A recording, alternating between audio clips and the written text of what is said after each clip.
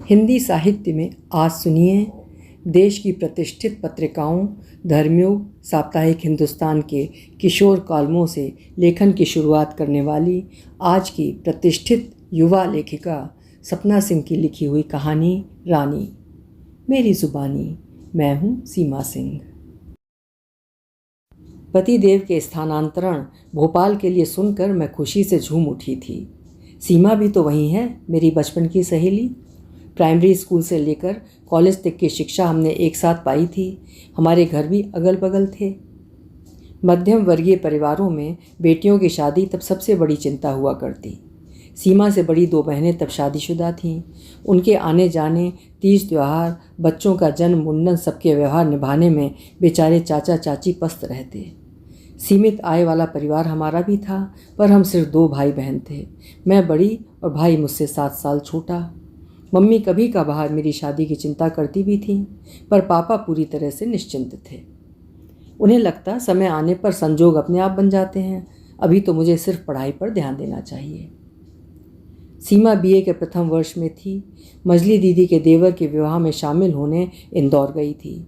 वहीं दीदी के देवर के दोस्त ने उसे पसंद कर लिया और उससे शादी करने को अड़ गया। रीमा दी आई थी रिश्ता लेकर। अम्मा, सीमा के तो भागी ही खुल गए। बहुत ऊंचा घराना है, अकेला लड़का, राज करेगी हमारी सीमा। सीमा की शादी दिनों तक मोहल्ले में चर्चा का विषय रही है। क्या शानदार बारात थी और कितना हैंडसम दूल्हा। चढ़ाव का सामान देखकर तो लोगों की आंखें फटी की फटी रह गई थी। सामान्य मध्यम वर्गीय लोगों का मोहल्ला था हमारा। छोटे छोटे दुख सुख थे, सामान्य रहन सहन था। दुपहिया वाहन की संख्या ही गिनती की थी और 4 पहिया तो सिर्फ 2 घरों में था। शुक्ला चाचा की पुरानी फिएट और गुप्ता चाचा के डॉक्टर बेटे को दहेज में मिली मारुति। ऐसे में सीमा का विवाह चर्चा में होना ही था। चढ़ाव में चढ़े जेवरों से आंगन जगमगा उठा था। दामी साड़ियाँ, मेकअप के सामान, सब कुछ अलग अलग अनोखा। किशोर वय में शायद हर लड़की अपने सपनों के राजकुमार के विषय में जैसी कल्पना करती है, सीमा की वही कल्पनाएं फलीभूत होता देख कहीं ना कहीं मेरे भीतर कोई ईर्ष्या जैसी चीज़ सिर उठा रही थी। अपनी बचपन की सहेली को अनायास मिले इस ऐश्वर्य से जहाँ मेरे मन में खुशी थी, वहीं अपने लिए एक कमतरी का एहसास भी था। सबका भाग्य एक सा थोड़ी होता है, ये सोचकर मन को समझा लेती। विवाह के बाद सीमा जब भी मायके आती, बहुत कम अवधि के लिए। उसके सुख भाग्य के चर्चे मोहल्ले के बड़े बुजुर्गों से लेकर हम लड़कियों तक की जुबान पर रहते। हम बड़ी हसरत से उसके कपड़े, गहने, उसके पर्स, चप्पल और लगेज को देखते छूते। पढ़ाई खत्म करते ही मेरा विवाह भी हो गया। पति बैंक में कार्यरत थे। कमी कुछ नहीं थी, फिर भी मैं जब तब अनमनी हो जाती। पतिदेव समझाते कि समय पर सब हो जाएगा, घर, गाड़ी। मैं मन महसूस कर रह जाती। उनकी आमदनी मुझे पता थी। वो कोई फिजूल खर्ची नहीं करते थे। घर में खाने पीने की कोई कमी नहीं होने देते। बच्चों की पढ़ाई भी अच्छे स्कूलों में हो रही थी। उनकी उच्च शिक्षा के लिए भी पर्याप्त बचत हो रही थी। फिर भी मुझे निश्चिंतता की कमी अखरती थी। मुझे लगता था जीवन यूं ही जोड़ते घटाते बीत जाएगा।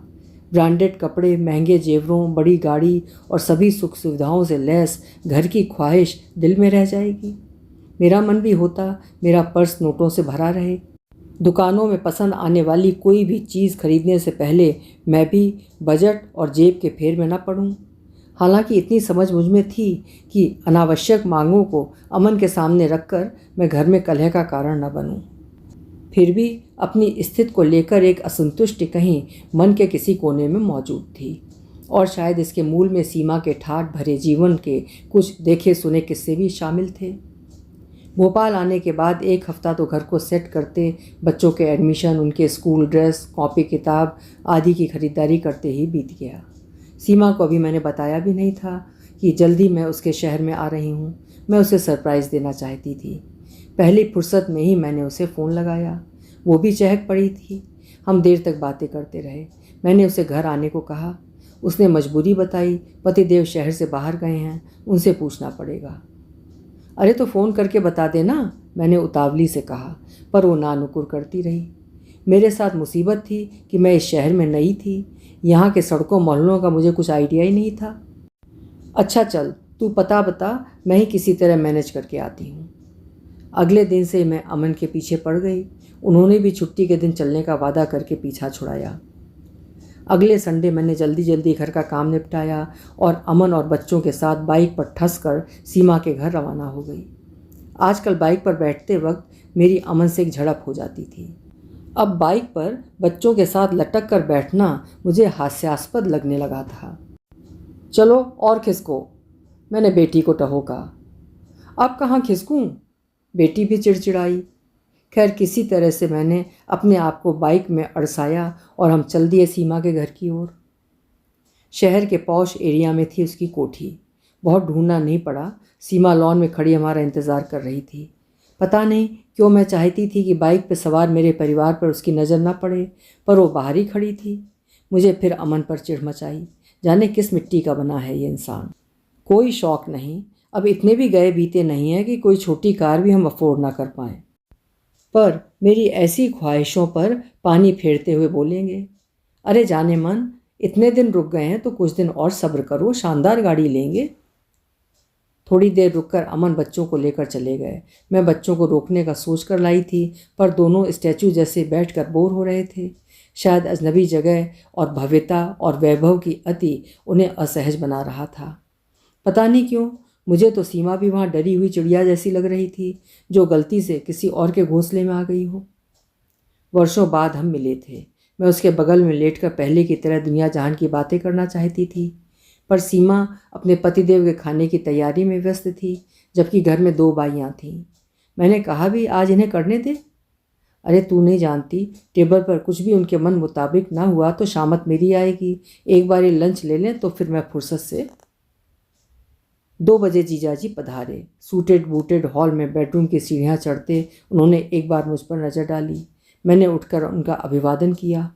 सीमा ने परिचय कराया, ये नलिनी है। मैंने बताया था ना।